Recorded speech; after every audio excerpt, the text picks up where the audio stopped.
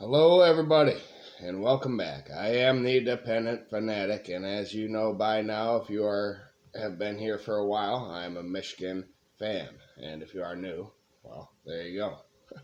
I am a Michigan fan, and what a disastrous week for the University of Michigan and their athletics in their athletic department. On a week when everyone is vouching for Ward Manuel. That's another topic. He's the athletic director for the University of Michigan, and I don't blame him for not getting Jim Harbaugh to resign, of course. I'm blaming him for all the different hires or the other people that he let go. The baseball coach, the softball coach was ready to retire, John Beeline, etc. They were all older and getting up in age, so I can't put it all on Ward Manuel. But we're talking about just this week right now. Things can bounce back, things can change. I thought that halfway through this basketball game versus Michigan State at home tonight. And man, it started with Doug McDaniel having all of these tipped passes, which energized this team. Man, it would have been nice if he could have had better grades so he can play away games because point guards matter in the NCAA. And what is going on with this basketball program? They took way too many threes, of course, and Kamwa then hit that mid-range jump shot over a dude to make it 50-46 in Michigan's favor, and I was ready to say this team can win. They can. There is hope. They can do well in the Big Ten tournament. They have to win the whole thing is what they have to do to make the NCAA tournament, of course. They lost this game tonight, so, we all know that. They're 16 or 17. It's awful record here for Michigan men's basketball. Michigan State fought hard all game, and it was up and down, but it ended up tied at 56 at the under 12 timeout. And Reed was playing to his potential, but eventually MSU got their largest lead, and after a nice run, it was 61-56. Reed got another huge rebound and was later fouled, but MSU ended up winning this game. Michigan was 50% shooting at that point before the under 8 timeout, but 0 points off the bench. And you cannot win that way.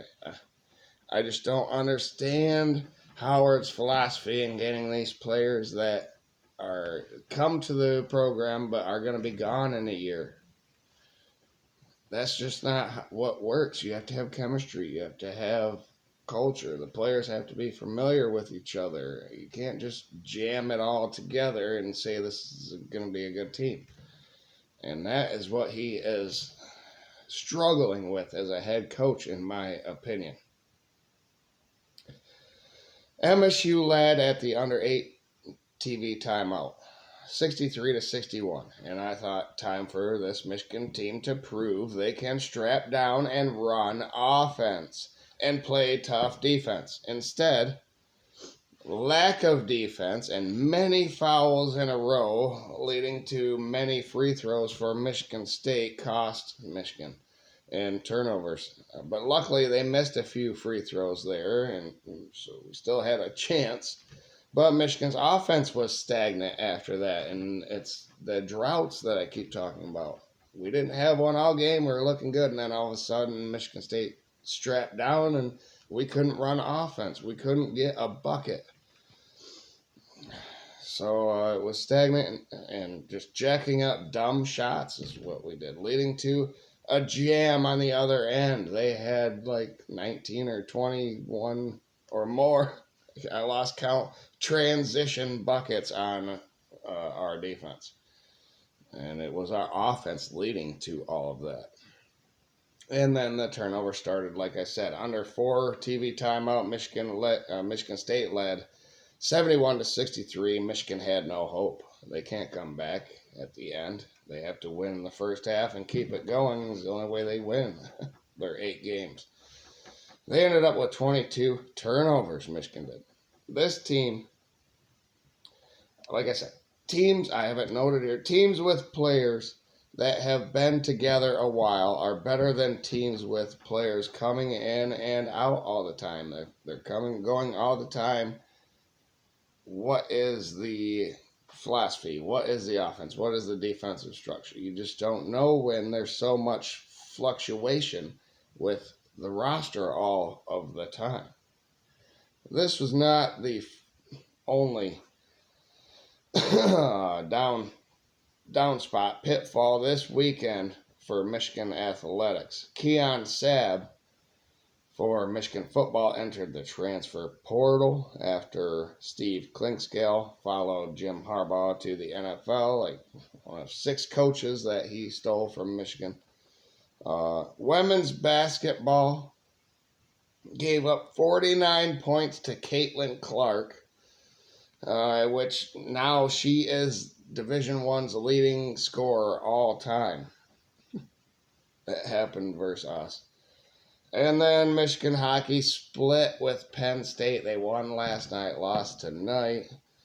What is going on? Even softball lost 2 straight games today after winning last night. It was not a great week for Michigan athletics, but you know, there's always hope. You can turn around and come back. They're college students. They can reset and as a unit work together and form a goal. And I think the next goal for a lot of these teams are just to win the next game. And let's get to football season again. You win some and you lose some. Michigan athletics won 13 Big Ten championships in the last 2 seasons in a row. I don't know if we'll get to that number this season coming up. So stay tuned for my next video. Hopefully it'll be a little more somber and better news for Michigan. There you have it. Thank you, everyone, and have a great night. You know, just remember to have that great night, like I am. Shrug it off. Michigan State won. They're 13-4 over the last 17 games now, which is crazy.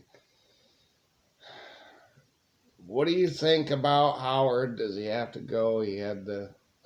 I won't even get into that. I think he has to go. You tell me what you think down below and what you think about all these other sports and what they need to do as well.